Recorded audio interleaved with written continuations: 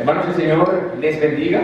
Es un privilegio cada vez que uno puede exponerse a la palabra, un privilegio poder también exponer la palabra del Señor, pero sin duda una gran responsabilidad, sabiendo que el Señor está ahí también escuchando lo que uno está diciendo de su revelación. Hermanos, quiero que me acompañen en el libro de Mateo. El hermano ya leyó el capítulo, pero vamos a estar viendo una vez más Mateo 5, y en esta ocasión los versículos 13 al 16. Mateo 5, 13 al 16.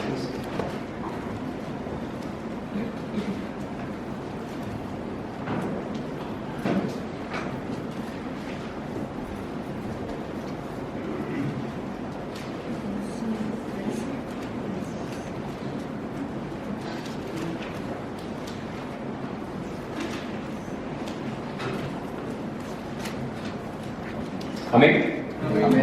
Dice la palabra del Señor: vosotros sois la sal de la tierra, pero si la sal se desvaneciere, ¿con qué será salada? No sirve más para nada, sino para ser echada fuera y hollada por los hombres. Vosotros sois la sal del mundo.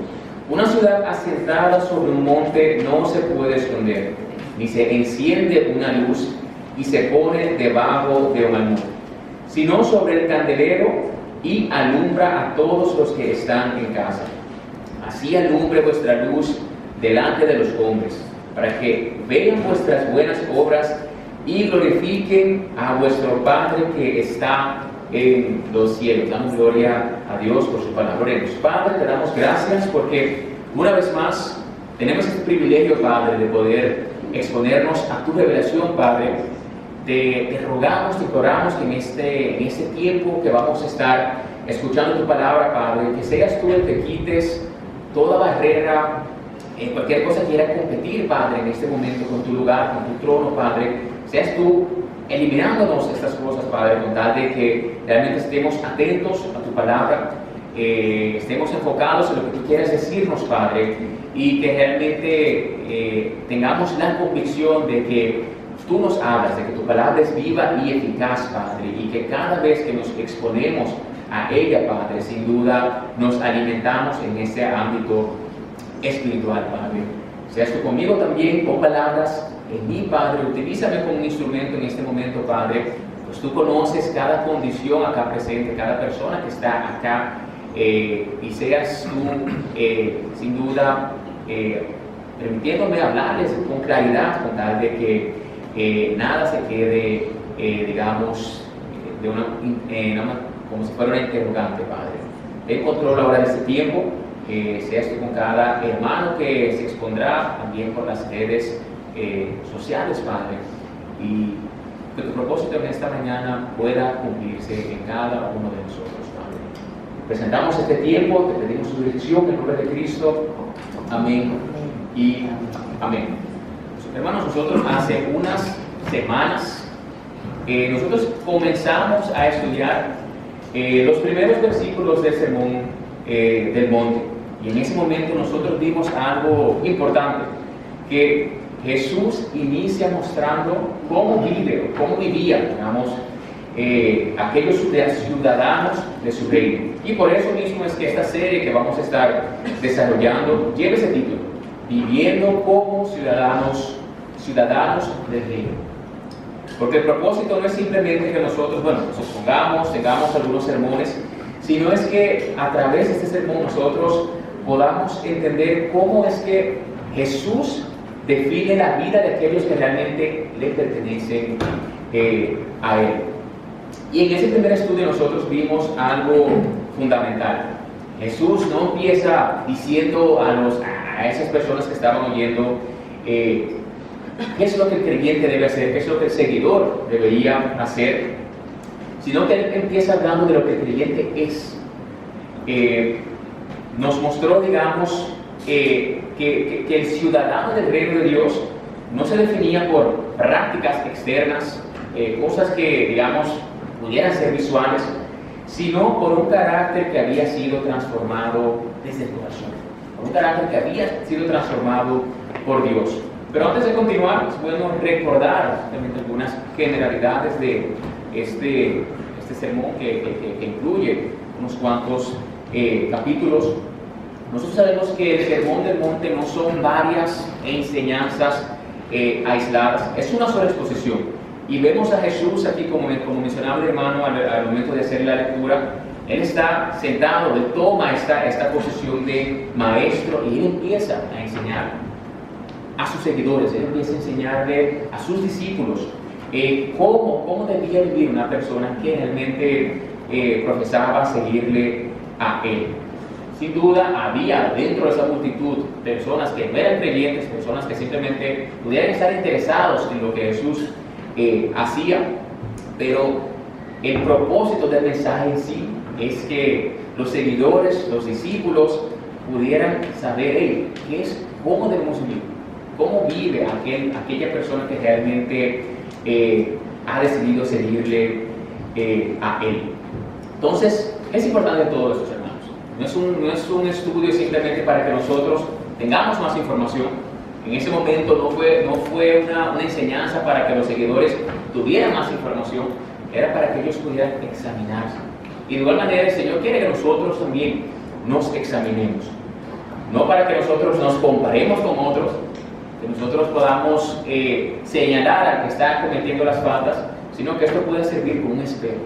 Y que nosotros podamos ver nuestras propias vidas delante del Señor, delante de lo que Dios mismo nos está enseñando. Esa es en sí la intención de esta serie. Entonces, durante los próximos meses es justamente lo que vamos a estar viendo, vamos a estar caminando, investigando lo que el Señor quiso definir con respecto a la vida de nosotros como seguidores de Él. Entonces, al recapitular, porque yo sé que pasaron varias semanas, nosotros en el primer estudio estudiamos lo que eran los primeros 12 versículos de Mateo 5, y aquí lo que Jesús destacó o hizo énfasis era que Él nos mostró cómo luce el carácter de una persona que ha decidido seguirle a Él, cómo es ese carácter de aquel ciudadano del reino. Y vimos, por así decirlo, tres aspectos o tres posiciones con respecto al carácter. En primer lugar, vimos cómo ese carácter se manifiesta delante de Dios mismo. Pues es un corazón que reconoce su necesidad de Dios. Pues vimos que era un corazón pobre, por así decirlo, en espíritu. Entonces implica que la persona reconoce que no tiene nada, que no es nada sin Dios. Pero también vemos que es un corazón que se duele por su condición, se duele por el pecado, se duele por la condición del mundo. También vimos que es una persona que vive en humildad, pero que también es una persona que desea, que anhela la justicia. No la justicia según los estándares del mundo, sino la justicia de Dios mismo. Pero también vimos, digamos, esa posición o ese aspecto del carácter del seguidor, de la manera que se relaciona con las demás personas. Es un creyente que muestra misericordia, es uno que busca la pureza, y es uno que también es pacificador, trabaja, es intencional en buscar la paz. Y el tercer aspecto o característica que vimos del carácter del ciudadano de Dios es que permanece firme en sus convicciones, aunque el mundo, digamos, responda con opresión, aunque el mundo esté en contra, aunque todo su entorno esté en contra de él, esa persona sigue firme en su convicción. Y ese, hermanos, es el carácter que solo Dios puede producir. Pero nosotros sabemos lógicamente que este carácter no es algo para que nosotros nos quedemos con esto guardado en nuestro interior, porque muchas veces nosotros podemos decir sí a todo esto, y ahí es donde solemos equivocarnos. ¿Por qué? Porque podemos hablar de transformación, que Dios me transforma. Señor, transfórmame, déjame obedecerte. Sin embargo, mi vida no muestra ningún tipo de impacto real. Yo puedo decir que Cristo ha cambiado mi corazón, pero en la práctica no se nota ninguna diferencia que sea realmente evidente. Yo puedo profesar, tener fe en el Señor, Sin embargo, mi manera de vivir al final no se diferencia con respecto a la manera que las personas sin Dios están viviendo. Entonces todo eso, hermanos, nos lleva a hacernos una pregunta que no podemos evitar. Si realmente nosotros hemos sido transformados por Dios, ¿debería eso notarse en la manera que nosotros vivimos en este mundo? ¿Debería nuestra vida producir algo? O sea, tener algún tipo de influencia. ¿O es posible que yo conozca al Señor, digamos, yo me arrepienta, yo reconozca mi condición, yo viva mi vida como creyente, por así decirlo, yo muera y al final como quiera pasar desapercibido? Como que nadie se enteró que había Cristo en mí, que yo era un creyente. O sea, es algo que se puede lograr. Y en este caso vemos que Jesús no deja esta pregunta al aire, y Él la responde de una manera directa. Una vida que ha sido transformada por el Señor debe notarse. O sea, es algo que de default debería notarse, debería hacerse evidente. Y en este caso Jesús nos menciona dos maneras que esto se nota. Primero, por la influencia que ejerce en medio de un mundo que está en corrupción, pero también por las cosas que son visibles, por aquellas cosas que se ven, que se producen lógicamente en el entorno que nosotros nos encontramos. Entonces Jesús responde esta pregunta con una respuesta clara y no con conceptos que digamos que sean abstractos.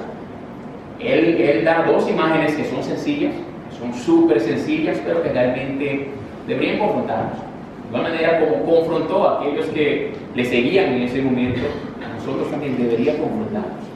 Él dice, deben ser sal, deben ser luz. Y con eso, hermanos, nos muestra algo que nosotros no podemos ignorar. Nuestro llamado no es simplemente vivir esta vida, disfrutar de esta vida, disfrutar de toda la creación del Señor y ya después morir cuando el Señor nos llame a estar ante su presencia. El Señor nos ha mandado a vivir este tiempo, este peregrinaje que nosotros tenemos acá, de tal manera que se pueda ver una diferencia evidente.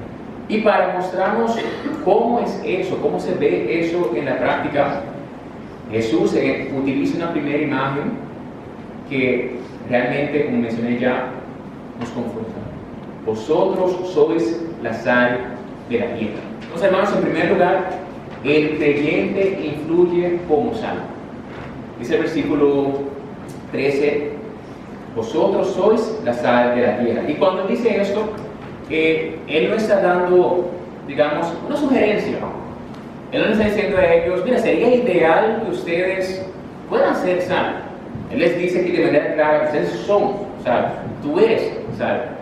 Y aquí podemos ver cómo Jesús está declarando cuál es la identidad de los seguidores de Él.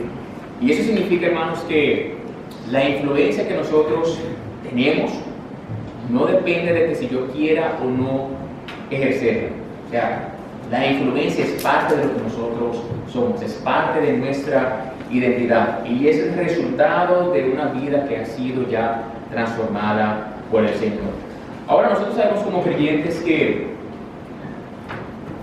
existe una lucha en nosotros, una lucha constante, una tensión real entre ese deseo de Dios, yo quiero obedecerte, Dios, transfórmame, pero también el deseo de querer seguir la carne, de querer seguir nuestras pasiones, de caer, a veces de caer en esas debilidades que tenemos.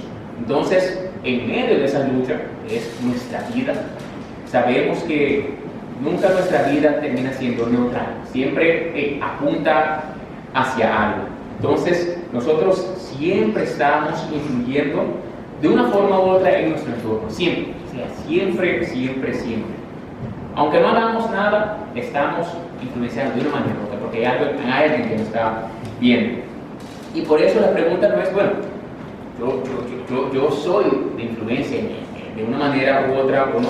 La pregunta que debemos hacernos, hermanos, es ¿qué tipo de influencia estamos teniendo Señor, ¿qué tipo de influencia yo estoy teniendo en este mundo?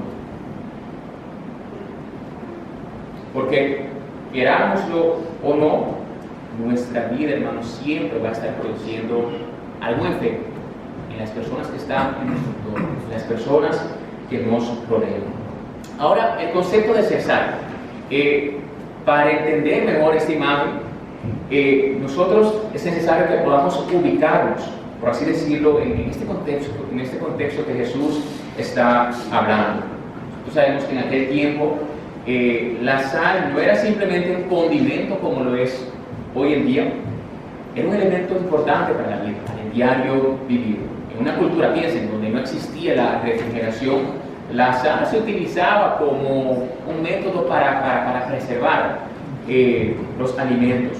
En el caso de la carne, por ejemplo, la sal, al echarle sal, se evitaba que la carne se descompusiera, digamos, o se deteriorara de una manera rápida, pero lógicamente no eliminaba, digamos, el proceso de deterioro, pero sí lo frenaba, y esa era la intención, lo contenía.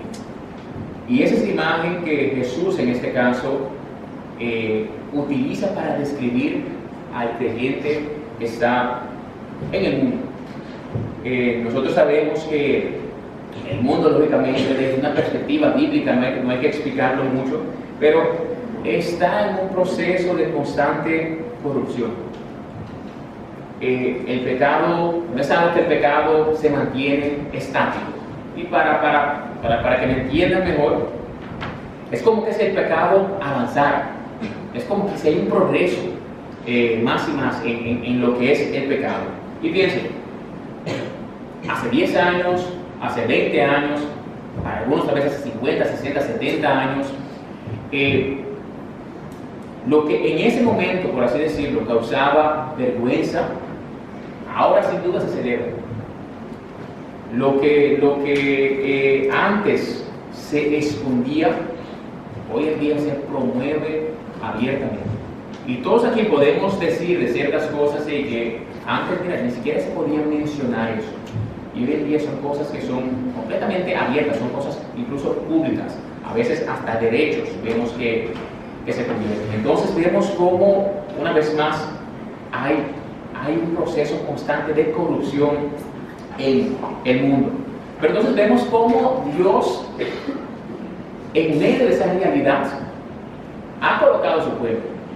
Y lo ha colocado ahí no para que nosotros como creyentes nos aislemos y vamos completamente, por así decirlo, alejados de cualquier contacto con otra persona, pero tampoco Dios nos ha colocado para que nosotros nos adaptemos a este mundo, sino que nosotros podamos vivir de tal manera que nuestra presencia pueda marcar una diferencia. Entonces, nosotros como creyentes, nuestro rol sería eso: actuamos como ese elemento que frena, ese elemento que limita y ese elemento que introduce un estándar, por así decirlo, distinto en un entorno que está cada vez colapsando más. Pero sabemos que la sal tiene otra propiedad también, que en ese entonces también se utilizaba, no era solamente para preservar, sino que también daba sabor, como nosotros lo utilizamos hoy en día. Hacía que aquella cosa que era insípido tuviera sabor. Hacía que aquella cosa que, al final es insípido, que no tiene ningún tipo de valor, al final, al echarle eso, de repente, esto tiene significado, tiene valor ahora este alimento, por así decirlo. Y eso es también parte de la explicación de Jesús. El creyente no está llamado solamente a frenar lo que está mal, también el creyente está llamado a añadir valor en ese lugar donde Dios lo ha puesto. Entonces vemos que la sal, en este caso, hace dos cosas: frena el mal, frena lo que está mal, pero también añade valor donde se encuentra esa sal. Ahora, eso no significa que nosotros de repente, vamos a cambiar todo lo que nos rodea, pero sí significa que donde Dios nos ha puesto a nosotros, nuestras vidas deberían producir algo. O sea, debería verse un contraste. En mi familia debería verse algo diferente. En mi trabajo debería verse algo diferente. En mis relaciones debería notarse que hay otro ente gobernando a esta persona. Hay otros estándares gobernando la manera que esta persona vive. Y no necesariamente porque constantemente yo estoy hablando sobre el Señor, sino porque incluso mi manera de reaccionar, las decisiones que yo tomo, la manera que yo me conduzco en la vida, refleja que yo estoy respondiendo a otra autoridad. Y para que podamos aterrizar más, esto puede verse de diferentes maneras, pero pensemos en cosas que pueden ser tal vez común. Se ve cuando en el trabajo otras personas tal vez mienten para protegerse, o mienten para poder avanzar en esa carrera, pero tú como creyente decides decir la verdad, aunque tú sepas que eso te va a costar. ¿Por qué? Porque tú no estás siendo gobernado por el temor, no estás siendo gobernado por la conveniencia, por aquello que te conviene, sino por la verdad de Dios. Alguien te ofende o te trata injustamente. Lo común en el mundo y lo que nos pasa a nosotros en muchas ocasiones, e incluso hablando hace unos días con unos hermanos, nosotros tenemos la tendencia, cuando las personas nos ofenden, nos tratan mal, sentimos que nos están presionando, nosotros nos ponemos en modo de ataque. Nos ponemos en modo mira, voy a atacar a esa presa porque me está hiriendo. Sin embargo, cuando es Dios nuestra autoridad, entonces en lugar de responder así, que es lo normal, que es el estándar de este mundo, tú decides controlar tu reacción.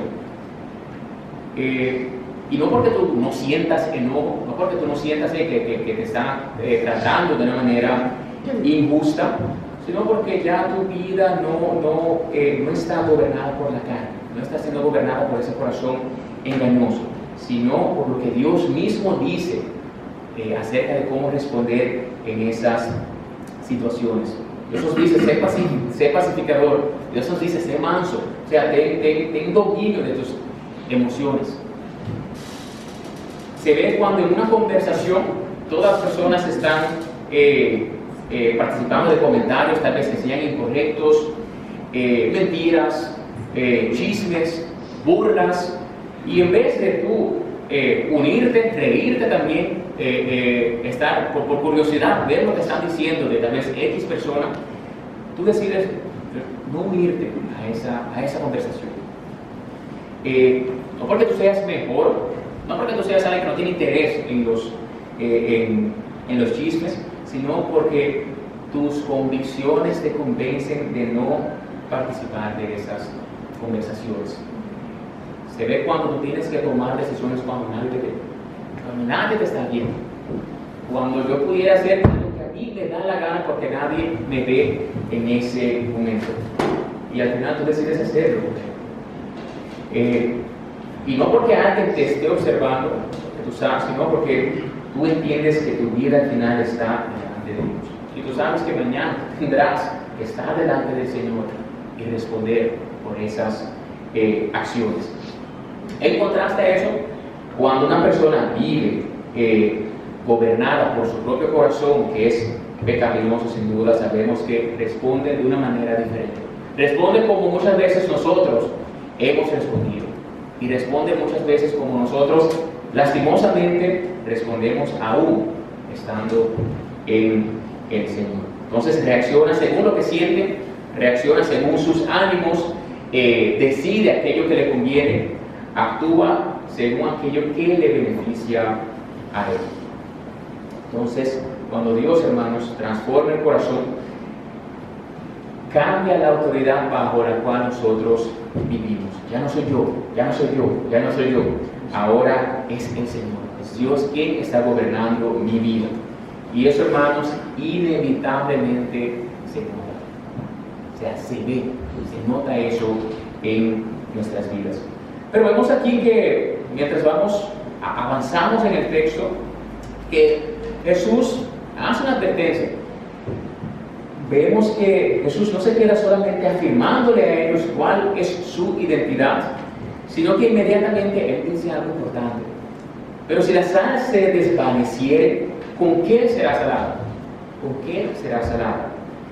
Y para nosotros esta explicación pudiera parecer extraña. Bueno, en el tiempo que yo estudiaba y vivía solo, yo compré con pote de sal.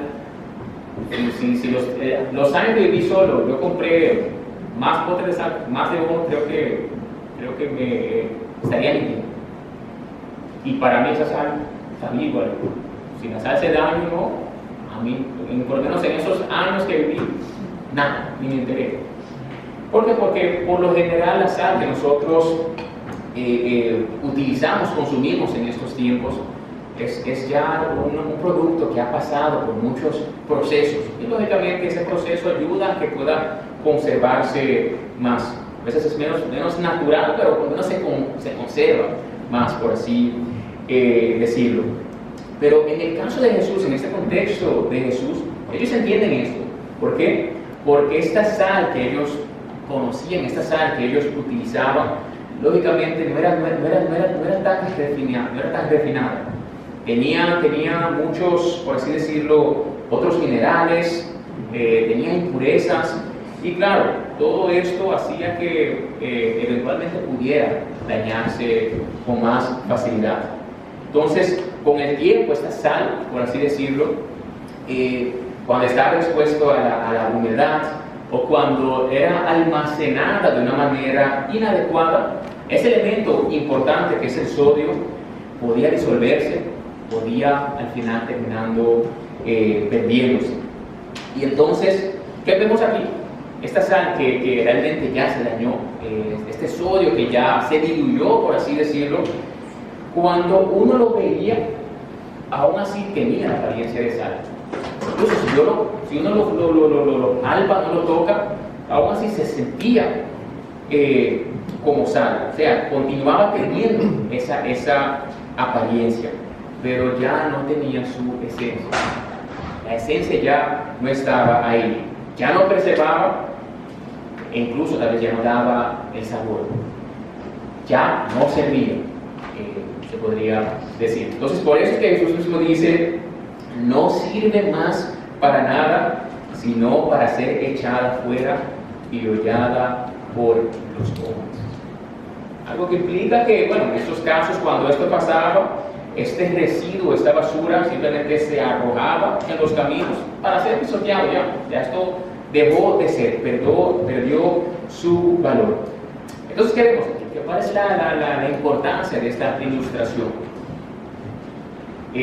Vemos aquí que esta sal no dejó de parecerse sal, no dejó de sentirse como sal, pero dejó de funcionar como sal. Y esto es exactamente lo que Jesús nos quiere señalar con respecto a términos espirituales. Una persona puede mantener la apariencia externa de un creyente y en nuestro contexto puede asistir a todos los servicios de la iglesia, puede tener una vestimenta que muestre pudor, puede hablar de una manera que sea respetuosa, puede identificarse como creyente, como cristiano, pero al final su vida se ha mezclado tanto con las impurezas de este mundo, su mente se ha mezclado tanto con la manera de pensar de este mundo, que al final sus convicciones están completamente diluidas, sus valores se diluyeron completamente, a tal punto que ya no se puede ver una diferencia real en esa persona. ¿Y qué pasa?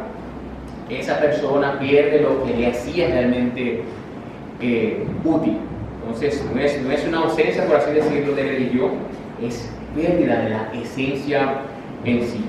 Y eso es peligroso, hermanos. ¿Por qué? Porque en muchas ocasiones aquí pudiera haber alguien en esa condición, sentado aquí.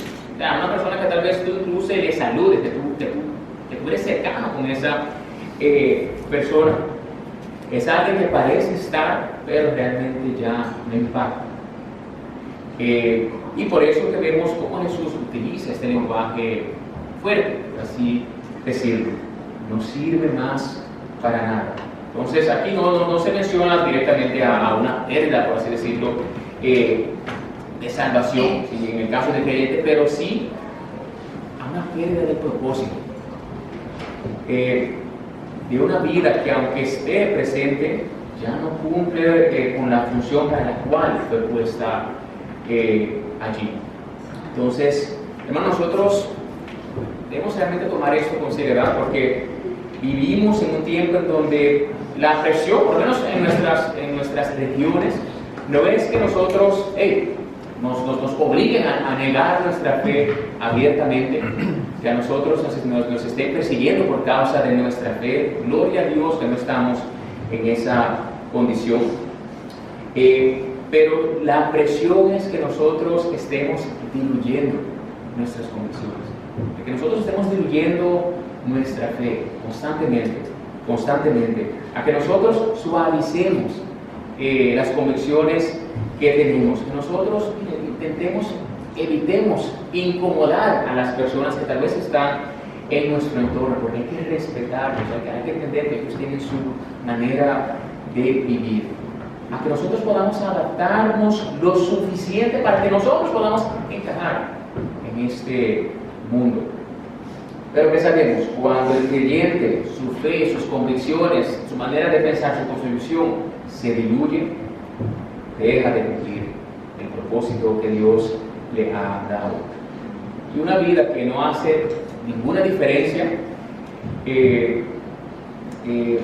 digamos, en el mundo que está, es una persona que al final no está reflejando lo que ha ocurrido o lo que supuestamente ocurrió en la parte interna de él. Entonces la pregunta que tenemos que hacernos, hermanos, ¿mi vida está produciendo algún efecto real en la vida de las demás personas? O sea, si yo dejara de repente de estar en este lugar, que de repente el Señor me dijo, mira, vete a tal lugar, o que el Señor, bueno, me morí. O sea, en el aspecto espiritual se notaría una diferencia, se sentiría una ausencia. ¿Hay algo en mi manera de vivir que establezca un contraste claro con este mundo? ¿O yo no me puedo distinguir de mi entorno? ¿Puedo distinguirme sí o no del entorno en el que yo vivo? Hermanos, la sal cuando está presente se percibe. Y lógicamente si no se percibe es porque no está cumpliendo su función. Entonces, es importante, hermanos, que nosotros realmente nos examinemos, o sea, siempre examinemos, ver de qué manera el Señor pudiera estar hablando, de qué manera el Señor quisiera que yo identifique si yo tengo una falencia o estoy haciendo algo mal. Muchas veces, hermanos, dejar de cumplir el propósito de Dios en nuestras vidas se ve de maneras que son sutiles, son cosas tal vez simples, sencillas. Cuando nosotros tal vez comenzamos a adaptarnos al sistema en el que nosotros vivimos, pero nos adaptamos para que el mundo no se incomode. Cuando nosotros una vez más queremos encajarnos en este sistema de vida y pensamos más en eso que en el hecho de querer ser fiel a Dios. Hermanos, importante, cuando nuestras decisiones no están siendo gobernadas por la palabra, sino por lo que yo quiero, no por lo que resulta realmente conveniente. Justamente ayer un hermano estaba haciendo un comentario de cómo de repente nosotros vivimos en un mundo que sin duda nos motiva a ser consumistas. O sea, de eso se trata. Y él mencionaba cómo en un momento dado él ve que todos tienen, X versión de teléfono que es del último modelo, y él ve que lo tiene este hermano él ve que en la universidad lo tienen dos amigos, él ve que otra persona también lo tiene, y él dice, bueno, casi yo me meto en un lío por querer tener ese celular también. Y hermanos, ustedes no saben las veces que nosotros metemos la pata porque no consultamos al Señor antes de tomar las decisiones. Cada decisión que tú has tomado desde el día que tú has venido a los pies del Señor y no le consultaste, no pediste la dirección de Él, entonces tú simplemente esa decisión no fue gobernada por la palabra, fue gobernada por un corazón engañoso, perverso, que sin duda justamente es eso lo que quiere. Hermanos, eso sucede también cuando nosotros evitamos la verdad, decir la verdad, no por tal vez falta de sabiduría, sino por temor, por miedo. Cuando nosotros sabemos que tengo que confrontar, por así decir, a un colega, yo tengo que confrontar incluso a mi supervisor, yo tengo que confrontar a mi hermano, pero no sé, temo de la manera que esa persona vaya a incomodar, o temo que esto pudiera dañar mi amistad, o temo que esto de una manera u otra pudiera tener alguna repercusión negativa para mi vida.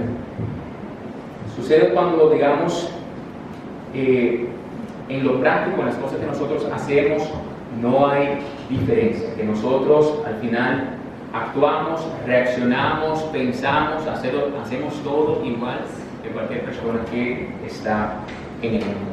Y como mencioné, hermanos, todo esto puede ocurrir sin que nosotros dejemos de parecer creyentes. Asistimos, servimos, usamos un lenguaje bíblico, podemos incluso estudiar la palabra, pero a pesar de todo eso, no hay ningún tipo de influencia, no hay ningún tipo de impacto en mi vida. No estoy cumpliendo el propósito de Dios. Por eso la pregunta no es solo si, eres salvo, tú eres salvo. La pregunta es si tú estás funcionando como salvo. Hermanos, ¿estamos funcionando como salvo? Esa sería la pregunta a la iglesia. No basta con tener apariencias si nosotros hemos perdido el efecto. Y hasta aquí vemos entonces, hermanos, a Jesús hablando de una influencia que en muchas ocasiones puede ser silenciosa, pero es real. Una influencia que actúa, por así decirlo, desde adentro hacia afuera. Pero ahora vemos una segunda imagen que, por así decirlo, va un paso más allá. Porque nosotros no solo estamos llamados a ser influencia, a influir, también somos llamados a ser visibles. A ser visibles, hermanos. El creyente se evidencia como luz. Dice en los versículos 14 a 16, vosotros sois la luz del mundo. Una ciudad asentada sobre un monte no se puede esconder, ni se enciende una luz, ni se pone debajo de una nube, sino sobre el candelero y alumbra a todos los que están en casa. Así alumbre vuestra luz delante de los hombres, para que vean vuestras buenas obras y glorifiquen a vuestro Padre que está en los cielos. Entonces, una vez más, hermanos, vemos lo mismo. Jesús una vez más aquí no está dando sugerencia. Tú pudieras ser luz, deberías ser luz. Él una vez más vuelve a reafirmarle la identidad que ellos tienen. Y muchas veces, como mencioné, la sal es algo que a veces uno lo hace, uno actúa de una manera silenciosa, pero la luz sin duda describe, hermanos, una influencia que es visible, que es evidente y que es imposible de ocultar. Y cuando en este caso Jesús está hablando de que el creyente es luz, él se refiere lógicamente que esa luz proviene del Señor. O sea, es Dios quien nos da esa luz. ¿Por qué? Porque hemos sido transformados gracias a Él.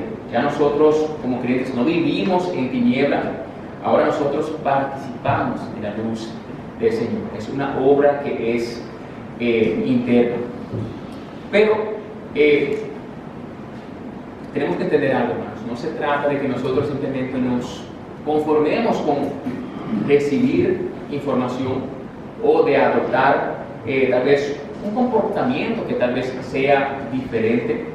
Cuando nosotros venimos en el Señor, cuando nosotros nos convertimos luz en el Señor, se trata sin duda de una nueva condición espiritual. Y esa nueva condición debe ser visible, o sea, debe verse. Y se manifiesta en la manera que una persona tal vez piense, las decisiones que esa persona pudiera tener, la manera que esa persona habla, la manera que esta persona vive. La luz simplemente no puede permanecer encerrada en el interior. ¿Y cuál es la función de la luz? En este caso vemos lógicamente que donde hay luz, simplemente la oscuridad es expuesta. Y nosotros sabemos, en términos bíblicos por así decirlo, la oscuridad está relacionada con esa confusión, con esa ceguera y con esa distorsión de la verdad, precisamente por causa del pecado. El mundo vive en esa oscuridad. O sea, si de repente uno pudiera aprender, por así decirlo, ahora lo que es esa dimensión espiritual, se ve la oscuridad, la completa oscuridad, y a los creyentes que estamos, que tenemos el Espíritu en nosotros, como esa luz, por así decirlo, andando. Y es una vez más en medio de ese ambiente que el Señor pone a su pueblo. El Señor nos puso a nosotros. Una luz que sin duda vive de una manera diferente. ¿Por qué? Porque se ha comprometido con Dios. Y cuando cuando Pablo está hablando en el libro de Filipenses 4, 8 al 9, él les dice a ellos: miren, ustedes tienen que pensar en todo lo que es verdadero, en todo lo honesto, en todo lo justo, en todo lo puro, en todo lo amable, en todo lo que es de buen nombre. Y algo importante, hermanos, es que cuando nosotros somos luz, o el hecho de ser luz implica que esas cosas que él dice que pensemos en eso se vuelve un hecho en nuestras vidas. O sea, ya no es ni siquiera pensar, ya son cosas que se hacen visibles.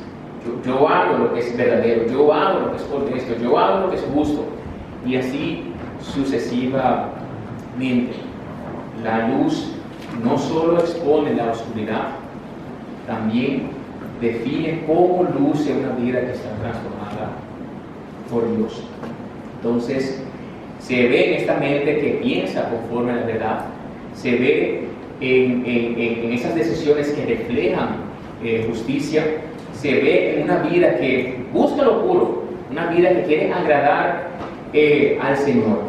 Y lógicamente una persona que tenga todo eso y esté andando al lado tuyo, uno de repente se ilumina, por así decirlo, porque esa persona está esparciendo esa luz del Señor. Pero vemos aquí que Jesús una vez más añade algo que es importante. Él dice: una ciudad asentada sobre un monte no se puede esconder. Y pensemos, en aquellos tiempos, lógicamente una ciudad que estaba construida, por así decirlo, en el alto, por así decirlo, de una colina encima, era visible desde lejos, se veía, o sea, esto llama la atención. No había manera de ocultar, o sea, su misma ubicación ya era algo que atraía, era algo atractivo a los ojos. Y vemos en este punto que Jesús es claro, una vez más: la vida del creyente no fue diseñada para permanecer oculta, ¿no? La fe no es algo que se practica en el ámbito privado, no es algo que se ve únicamente en solamente mi intimidad con el Señor, sin que haya una expresión visible de esa fe.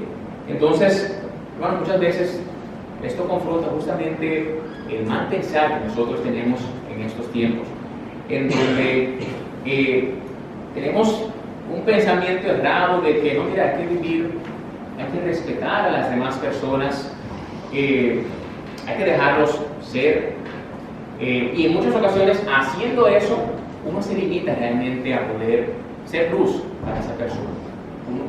Uno oculta lo que uno realmente es, a menos que se esté utilizando eso de justificación para no ser luz. Entonces vemos aquí cómo Jesús dice: así alumbre vuestra luz delante de los hombres. Una vez más, es una consecuencia natural, es algo que viene de por sí. La luz por su naturaleza alumbra. Y algo importante, que es una de las cosas más importantes ya al final, Jesús dice: para que vean vuestras buenas obras y glorifiquen a vuestro Padre que está en los cielos. Vuelvo a decirlo: para que vean vuestras buenas obras y glorifiquen a vuestro Padre que está en los cielos. Y eso es claro.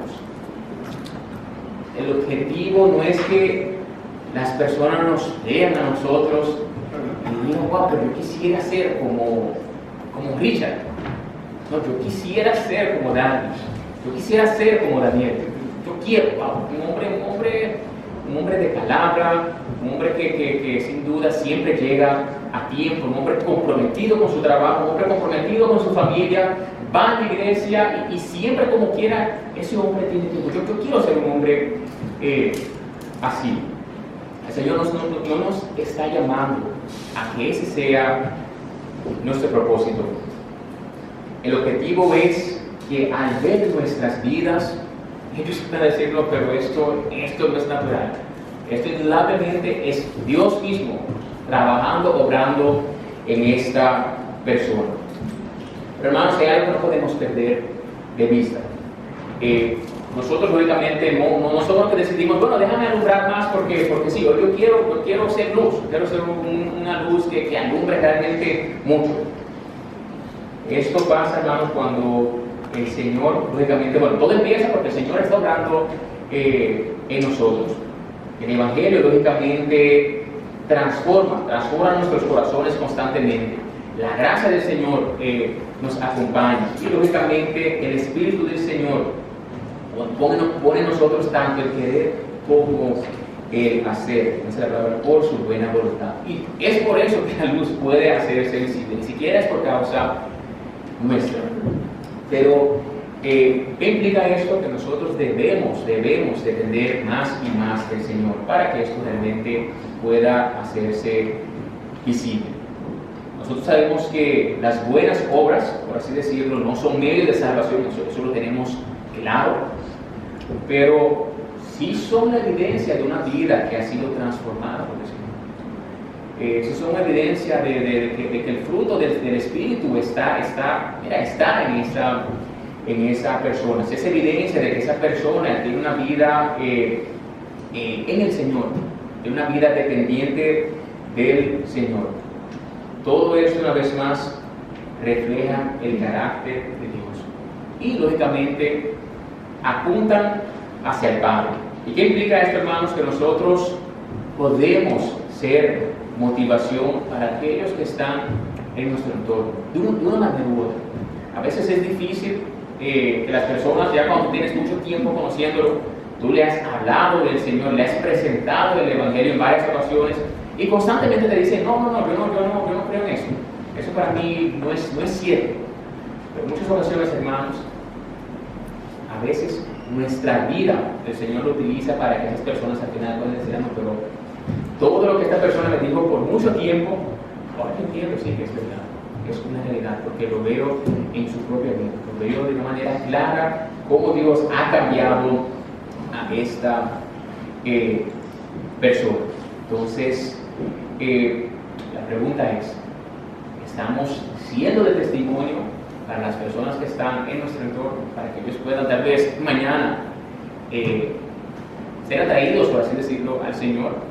¿O estamos siendo justamente de tropiezo? Son preguntas, no voy a desviarme del tema, pero son preguntas que hay que hacerse constantemente.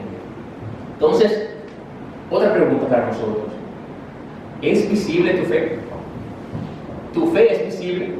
Y no en términos de que, no, sí, yo les digo a las personas que yo soy creyente, que yo soy cristiano, sino en términos de tu propia vida, de tu andar. Las personas que te rodean al final están viendo algo distinto en ti. Hay evidencia real de que tu vida está siendo guiada constantemente por Dios. Y volvemos una vez más a lo mismo. Es posible que yo pueda mantener una apariencia correcta, y aún así que yo al final viva una vida espiritual completamente privada. Que sea, mira, eso es solamente mío. Como que, bueno, yo soy un cristiano, pero a la secreta. Nadie sabe realmente que yo soy un creyente.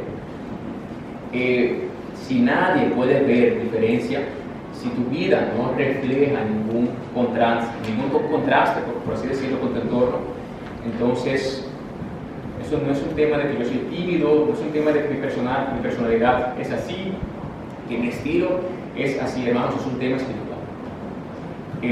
Porque la luz, cuando está presente, se ve, o sea, no hay duda, simplemente se ve. Yo creo que ayer muchos fuimos afectados por de repente, este sistema de Colectra, de quitar y poner luz, quitar y poner. De repente todos estamos buscando el teléfono para usar como bombillo, focos, y uno se sentía bien porque estaba esa luz ahí. Estoy pensando, ¿cuántas personas en nuestro entorno, que tal vez uno le ha hablado del Señor, o cuántos hermanos incluso en el Señor, se sienten bien cuando saben que tú estás ahí? Se sienten como ese foquito que, mira, que en esa oscuridad de repente, mira, por lo menos, te da allí. Y tú puedes decir, mira, déjame esperar por lo menos estas 2 horitas, tranquilo, porque tengo esa luz. ¿Cuántos familiares tuyos, cuántos amigos tuyos pudieran sentir eso de ti? Pudieran sentir eso de nosotros. Hermanos, muchas veces vivir, digamos, como luz, o dejar de vivir como luz, se ve de maneras que nosotros tal vez ni pensemos. Y simplemente para que tengan algunos ejemplos. Nosotros dejamos de vivir como luz cuando comenzamos a esconder nuestra fe en ciertos ambientes. No, mire, en la iglesia, hermano, el Señor te bendiga, que prédica más emotiva, realmente esto, tú me hablaste en esta ocasión, pero en mi trabajo, ni la ley de Dios yo menciono. En mi trabajo yo no puedo hablar a ninguna persona sobre el Señor. En el trabajo en ningún momento mis conversaciones apuntan a que el hombre está en un estado de pecado y de que será condenado por esa situación. Y no, mire, con mi familia es difícil, yo les he hablado sobre Dios, entonces ya cuando yo estoy con mi familia ya hay mucha chercha, muchos temas del mundo, porque mi familia es difícil. Entonces, en la iglesia cristiana y en otros ámbitos mundanos. Entonces, es una manera en la que uno deja de ser luz. Cuando nosotros evitamos tal vez que otras personas sepan qué opinión nosotros tenemos con respecto a ciertos temas, porque nosotros no queremos ser cuestionados. No, mira, ¿qué tú piensas del aborto? ¿Qué tú piensas de las guerras? ¿Qué tú piensas de ese gobierno que se está robando todas las cosas? No, mira, yo tengo un familiar que puede ayudar. Simplemente tú, mira, vamos a darle algo para que te ayude. Entonces, nosotros sabemos que muchas cosas, cuando lo filtramos por la palabra, el Señor nos dice que no hagamos eso. Y la pregunta es, cada vez que si nosotros hacemos eso, a pesar de que sabemos que Dios no lo hace, en muchas ocasiones tenemos miedo de dejar que las personas sepan cuáles son nuestras opiniones. Se ve cuando nosotros, digamos, o cuando nosotros preferimos tal vez mantenernos en silencio porque tenemos miedo. Y lógicamente cuando la luz deja de alumbrar, se cubre. Se ve cuando nuestras decisiones no reflejan la verdad que nosotros decidimos creer. Cuando hay esa incoherencia entre lo que nosotros confesamos y lo que estamos practicando, y en todos los sentidos, hermanos. Se ve cuando nuestra vida no apunta a Dios, sino que se confunde fácilmente con las cosas de este mundo. Hermanos, se ve cuando nuestras buenas obras no están presentes. Cuando no hay esta evidencia de que yo amo, de que yo quiero servir, de que yo anhelo la justicia, de que yo quiero ser una persona íntegra. Se ve cuando nosotros vivimos más preocupados por la opinión de los demás que por lo que Dios quiere. Más preocupados por si una persona se va a ofender que la gloria del Señor.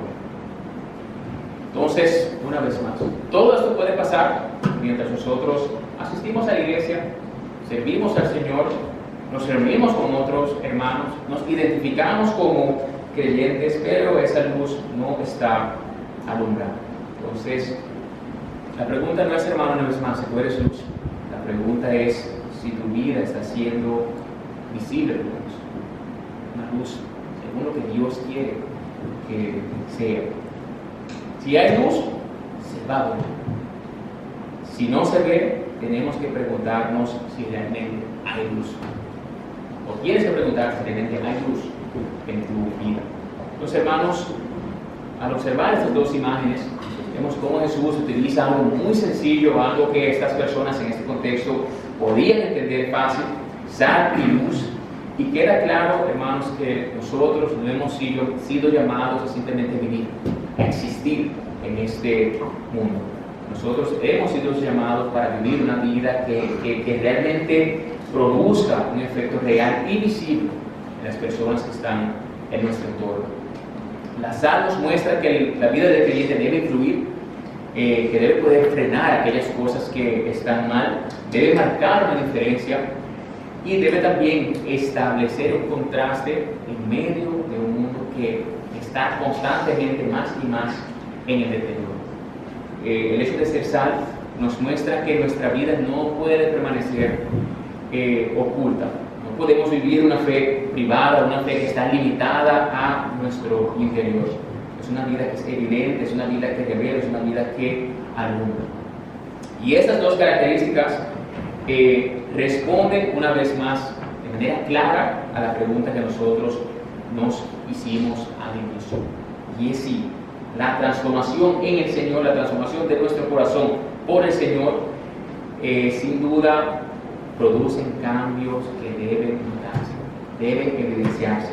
Se nota en la manera que nuestra vida empieza a afectar a aquellos que nos rodean, se nota en nuestra manera de vivir y que esto lógicamente establece un contraste, establece una diferencia. Se nota en nuestra fe que simplemente no puede permanecer escondida. O sea, esos frutos al final de esa fe se evidencian, se ven. Entonces, preguntas, hermanos. ¿Está mi vida teniendo ese efecto? ¿Hay evidencia real de que yo he sido transformado? ¿Se percibe en mi entorno que yo no pertenezco a este mundo?